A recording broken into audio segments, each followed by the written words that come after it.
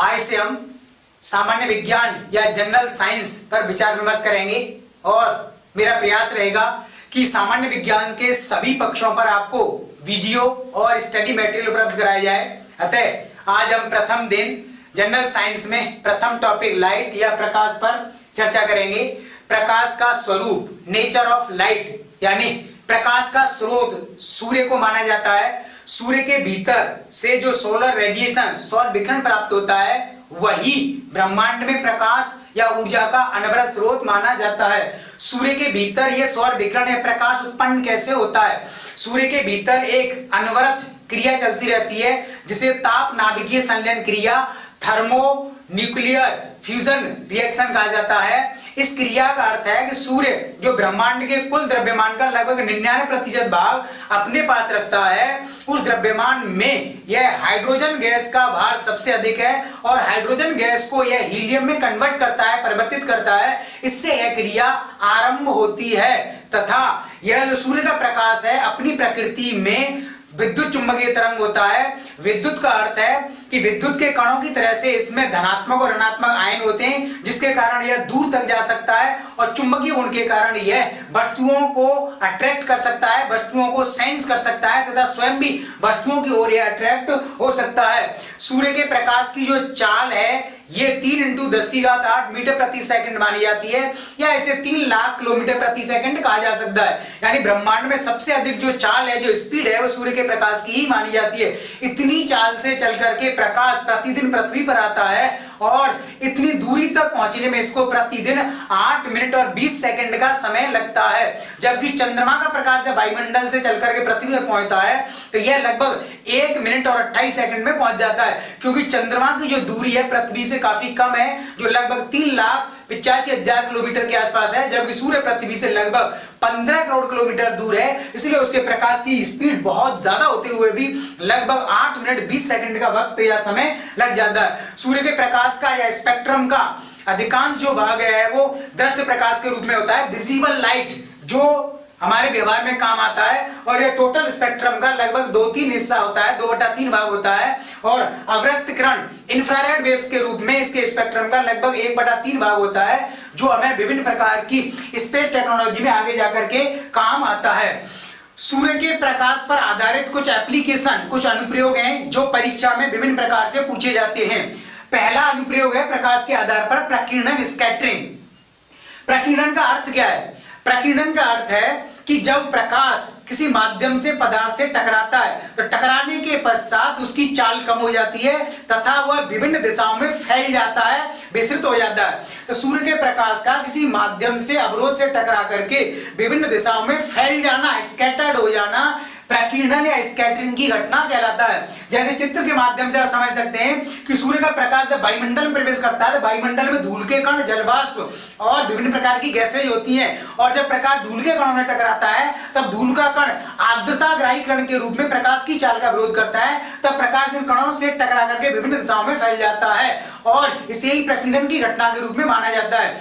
इस पर आधारित दैनिक जीवन में कुछ अनुप्रयोग हैं जो परीक्षा में प्रश्न के रूप में पूछे जाते हैं। यानी प्रकीर्णन की घटना से हमारे व्यावहारिक जीवन में किस प्रकार की चीजें उत्पन्न होती हैं। पहला इसका उपयोग है कि प्रकीर्णन की घटना के आधार पर ही हम ट्रैफिक सिग्नल या यातायात नियमों में विभिन्न प्रकार की या विशेष प्रकार की रंग की लाइटों का ही प्रयोग करते हैं। यानी आपने देखा होगा कि यातायात जो चौराहे होते हैं उन पर हमेशा लाल रंग, हरा रंग और पीले रंग की लाइट लगाई जाती है, बैंगनी रंग की, नीले रंग की या किसी अन्य रंग की लाइट नहीं लगाई जाती। इसका कारण है प्रकीर्णन, क्योंकि बैंगनी रंग से जैसे हम आगे की ओर जाते हैं, बैंगनी रंग, नीला रंग, आसमानी रंग और फिर जैसे आगे चले जाएंगे तब सबसे अंत में आता है लाल रंग, बैनी, आहा, पीनाला, या इंग्लिश में नियम होता है विबिग्योर, वायोलेट टू रेड कलर। तो जब हम बैंगनी रंग से या वायोलेट से लाल रंग या रेड कलर की ओर जाते हैं तब रंगों की तरंग दैर्घ्य बढ़ती जाती है, वेवलेंथ बढ़ती जाती है, फ्रीक्वेंसी घटती जाती है। तो जब तरंग दैर्घ्य बढ़ती जाती है और जिस रंग की तरंग दैर्घ्य अधिक होती है वह रंग या वह किरण सर्वाधिक शक्तिशाली होती है, वो कम बिखरती है, वो कम प्रकीर्णित होती है। तो बैंगनी रंग की लाइट का प्रयोग चौराहे पर या यातायात सिग्नल में नहीं किया जाता, क्योंकि यह रंग तेजी से प्रकीर्णित हो जाता है, वायुमंडल में खो जाता है, दिखाई नहीं देता। जबकि लाल रंग की तरंग दैर्घ्य सबसे ज्यादा होती है, इसलिए इसका प्रकीर्णन सबसे कम होता है और यही कारण है कि ये कम फैलता है वायुमंडल में, इसलिए हमें चौराहे पर दूर से ही चमक जाता है। इसलिए इसी प्रकार पीला रंग और हरा रंग जिनकी तरंग दैर्घ्य भी अधिक होती है किंतु लाल रंग से कम होती है, और यही कारण है कि इनको भी लाल रंग के साथ ट्रैफिक सिग्नल्स के रूप में प्रयोग किया जाता है। दूसरा प्रकीर्णन पर आधारित अनुप्रयोग है, आकाश का रंग या वायुमंडल का रंग नीला क्यों दिखाई देता है। यानी जब हम पृथ्वी से ऊपर की ओर देखते हैं तो आकाश हमको ब्लू या आसमानी रंग का दिखाई देता है। इसका कारण है कि जब प्रकाश वायुमंडल में प्रवेश करता है तो वायुमंडल के कणों से जब टकराता है तो टकराने के पश्चात प्रकीर्णन की घटना घटित होती है। इसलिए प्रकीर्णन के द्वारा प्रकाश 7 रंगों में फैल जाता है और 7 रंग मिक्स रूप में, मिक्स्ड फॉर्म में हमको नीले या आसमानी रंग के रूप में दिखाई देते हैं। यही कारण है कि वायुमंडल या आसमान या आकाश हमको पृथ्वी से देखने पर नीला आसमानी दिखाई देता है, जबकि ऊपर से अंतरिक्ष से अथवा चंद्रमा से जब वायुमंडल को हम देखते हैं या आकाश को देखते हैं तब यह काला दिखाई देता है, क्योंकि चंद्रमा पर और अंतरिक्ष में किसी प्रकार का वायुमंडल नहीं है। जब वायुमंडल है नहीं तब प्रकाश के प्रकीर्णन की घटना घटित नहीं होती, इसलिए वहां से देखने पर उसका रंग हमको काला दिखाई देता है। इसी प्रकार सूर्योदय और सूर्यास्त यानी सनराइज और सनसेट के समय में आपने देखा होगा क्षितिज में रेडनेस लाल कलर के रूप में एक लालिमा दिखाई देती है। यानी जब सूर्य का उदय होता है तो उससे पहले ब्रह्मांड में क्षितिज में एक लाल रंग पहले हमको दिखाई देता है। इसी प्रकार जब सूर्य का अस्त हो जाता है तब उसके पश्चात भी हमें पीछे की दिशा में एक लाल रंग दिखाई देता है। उसका कारण भी प्रकीर्णन की घटना ही है।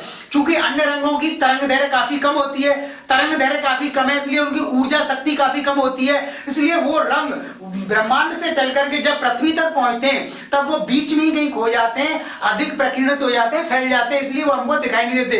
किंतु लाल रंग की तरंग दैर्घ्य सर्वाधिक होती है, इसलिए लाल रंग ब्रह्मांड से या क्षितिज से चल करके वायुमंडल में आता है और हमारी आंखों पर लाल रंग के रूप में दिखता है। यही कारण है कि सूर्योदय सूर्यास्त के समय लाल रंग जिसकी तरंग दैर्घ्य सबसे अधिक होती है वही हमारी आंखों तक पहुंचता है और लाल रंग के रूप में हमें लालिमा दिखाई देती है।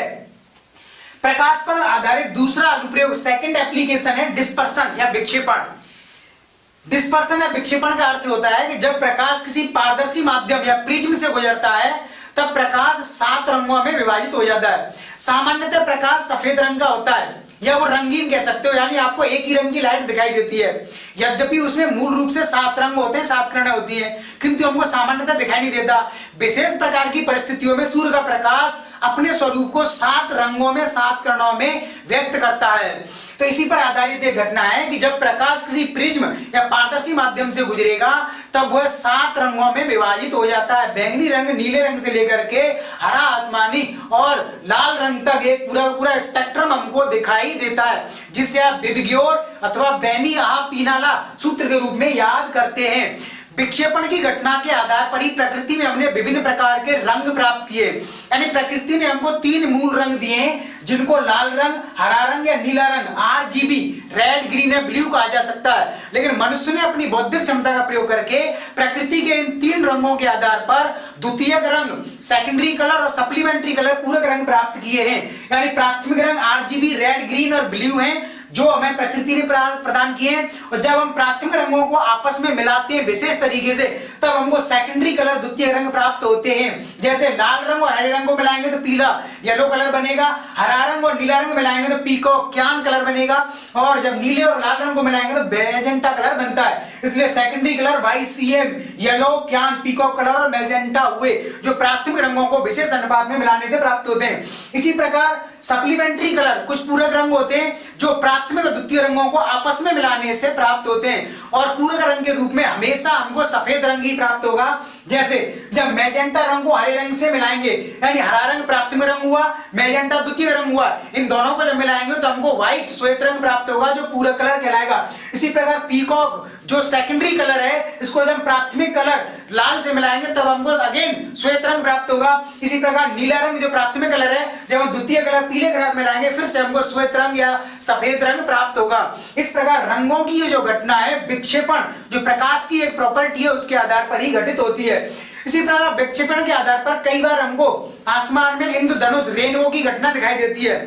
यानी इंद्रधनुष की घटना हमेशा वर्षा के पश्चात ही घटित होती है। यानी बारिश के पश्चात जब अधिकांश पानी पृथ्वी पर आ जाता है और फिर वायुमंडल में पानी की कुछ मोटी मोटी बूंदें रह जाती हैं, तो पानी की जो मोटी मोटी बूंदें जब रह जाती हैं तब उन मोटी बूंदों पर जब सूर्य का प्रकाश आपतित होता है, इंसिडेंट होता है, गिरता है, तब उन बूंदों से टकराने के पश्चात प्रकाश उस बूंद के आर पार निकल जाता है और फिर वह 7 रंगों में हमको दिखाई देता है।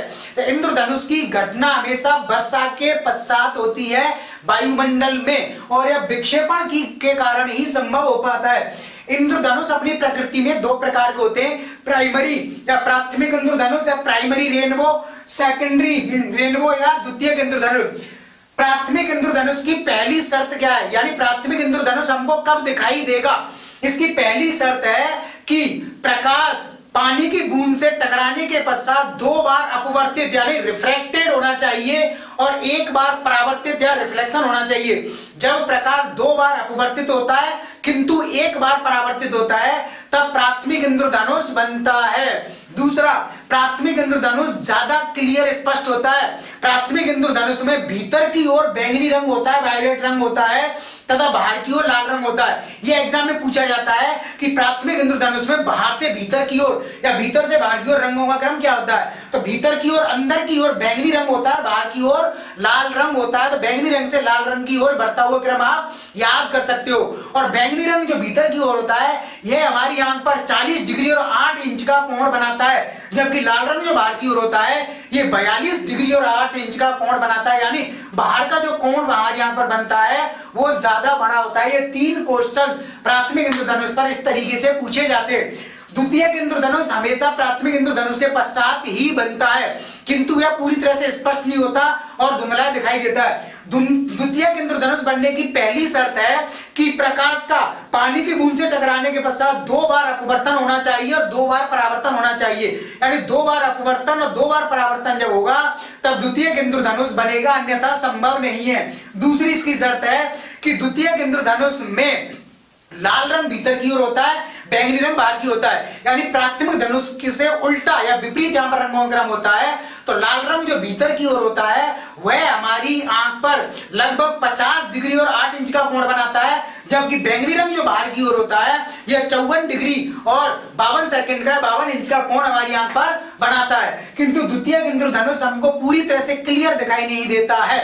इस प्रकार हमने आज प्रकाश जैसी घटना पर आधारित 2 प्रकार के एप्लीकेशन अनुप्रयोग को देखा, प्रकीर्णन और विक्षेपण। अगले वाले वीडियो लेक्चर में हम प्रकाश की अन्य प्रॉपर्टी पर बात करेंगे।